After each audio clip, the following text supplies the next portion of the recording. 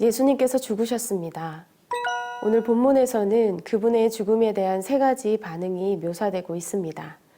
드러나지 않은 한 제자의 마음이 예수 그리스도를 위해 나서도록 움직여졌습니다.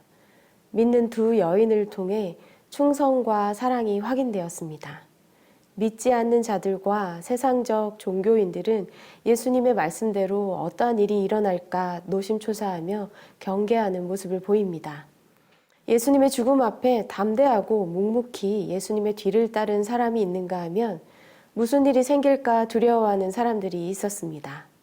오늘의 말씀 제목은 담대한 사람과 두려운 사람입니다. 오늘의 말씀은 마태복음 27장 57절에서 66절입니다. 날이 저물자 아리마대 사람 요셉이라는 한 부자가 왔습니다. 그 사람도 예수의 제자였습니다. 요셉이 빌라도에게 가서 예수의 시신을 달라고 청하자 빌라도는 내주라고 명령했습니다. 요셉은 시신을 가져다가 무시천으로 쌌습니다. 그리고 바위를 뚫어서 만들어둔 자기의 새 무덤에 예수의 시신을 모신 다음 큰 돌을 굴려 무덤 입구를 막고 그곳을 떠났습니다. 막달라 마리아와 또 다른 마리아가 그 무덤 맞은편에 앉아 있었습니다. 이튿날 곧 예비일 다음 날이 되자 대제사장들과 바리새파 사람들이 빌라도에게 가서 말했습니다. 총독각하, 저 거짓말쟁이가 살아있을 때 내가 3일 만에 다시 살아날 것이다 라고 말한 것이 기억납니다. 그러니 3일째 되는 날까지는 무덤을 단단히 지키라고 명령해 주십시오. 그렇지 않으면 그의 제자들이 와서 시체를 훔쳐놓고는 백성들에게 그가 죽은 사람 가운데서 살아났다 라고 말할지도 모릅니다. 그러면 이번에 마지막 속임수는 처음 것보다 더 나쁜 결과를 가져올 것입니다. 빌라도는 경비병들을 데려가 무덤을 지키게 하라. 너희가 할 수 있는 한 단단히 무덤을 지키라 하고 말했습니다. 그리고 그들은 가서 돌을 봉인하고 경비병들을 세워 무덤을 단단히 지키게 했습니다. 57절에서 58절의 말씀을 읽겠습니다. 날이 저물자 아리마대 사람 요셉이라는 한 부자가 왔습니다. 그 사람도 예수의 제자였습니다. 요셉이 빌라도에게 가서 예수의 시신을 달라고 청하자 빌라도는 내주라고 명령했습니다. 아멘. 아리마대 요셉은 드러나지 않은 예수님의 제자 중 한 사람이었습니다. 그는 존경받는 사람으로 부자였고 사내들인 회원이었고 선하고 의로운 사람이었습니다. 하나님 나라를 기다리는 자였으니 동료 유대인들을 두려워했기 때문에 드러나지 않은 제자였습니다. 그러나 그는 예수님의 죽음 이후 더 이상 은밀하게 있지 않고 담대해졌습니다. 빌라도에게 찾아가 예수님의 시신을 요구했습니다. 또한 요셉은 사내들인의 미움과 징계를 각오했을 것입니다. 그들은 그리스도를 신문하고 정죄한 자들이었기 때문이죠. 그의 가장 가까운 친구들로부터 어떤 가혹한 반응을 받게 될지도 모를 노릇이었습니다. 그러나 더 이상 요셉은 그들을 두려워하지 않고 예수님의 시신을 장사 지내기 위해 자신의 무덤을 내어드림으로써 예수님에 대한 사랑과 관심을 보여주었습니다. 한편 막달라 마리아와 또 다른 마리아는 모든 위험에도 불구하고 그리스도를 따르며 끝까지 사랑했습니다. 예수님의 죽음을 구경하러 온 이들도 제자들도 그된 일을 보고 다 흩어졌지만 전혀 주목받지 못했었던 이 믿음의 여인들은 예수님이 죽으신 이후에도 무덤에 시신이 안치될 때까지 무덤 맞은편에 앉아서 지켜보고 있었습니다. 사랑하는 세나 친구 여러분, 드러나지 않았던 예수님의 제자 아리마대 요셉은 예수님의 죽음으로 인생에 매우 큰 변화가 일어났습니다.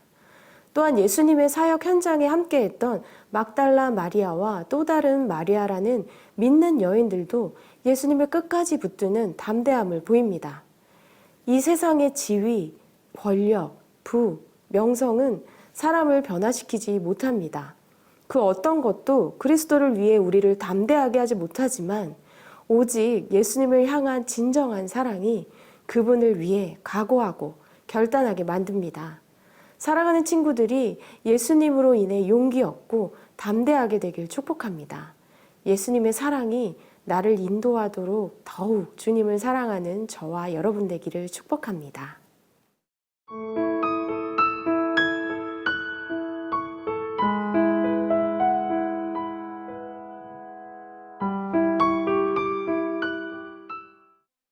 (63절에서 64절의) 말씀을 함께 읽겠습니다.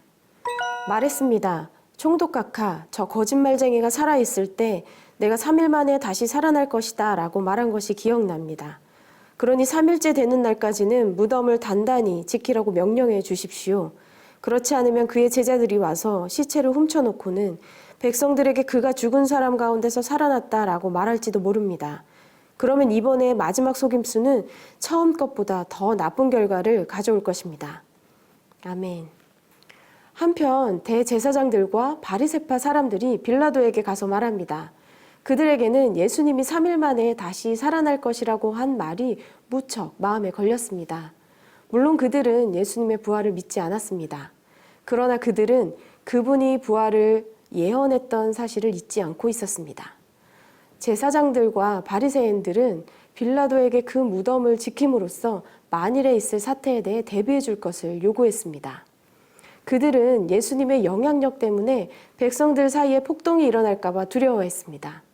그들은 예수님의 능력도 두려워했습니다. 지진과 땅을 뒤덮은 흑암과 성전에 찢어진 휘장을 보았을 테니까요. 무엇보다 예수님이 3일 만에 다시 살아날 것이라는 소문에 대해 제일 걱정하며 경비병을 세우고 단속했습니다. 그들이 이렇게까지 단속한 이유가 무엇일까요? 혹시 예수님이 하나님의 아들이며 메시아라는 예수님의 주장을 거부해서 돌이킬 수 없는 실수를 한 것은 아닌지 두려운 것은 아닐까요? 그들은 할 수 있는 한 노력을 하며 동굴과 같은 무덤 입구를 봉인하고 경비병을 세워서 더 확실히 경계하려고 했지만 경비병도 무덤 안에 있는 예수님을 지킬 수는 없었습니다.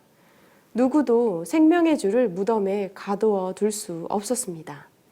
사랑하는 새나 친구 여러분, 예수님의 하신 말씀을 믿지 않으면서도 혹시 일어날까 두려워한 자들의 시도는 모두 실패로 돌아갔습니다. 이들의 행위는 오히려 모두 부활의 증거가 되었죠.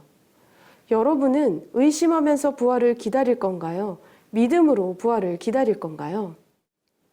새 무덤, 믿음의 여인들, 임봉한 무덤과 경비병들과 지도자들의 반응 등 이 모든 것을 통해 우리는 부활을 더욱 확신할 수 있습니다.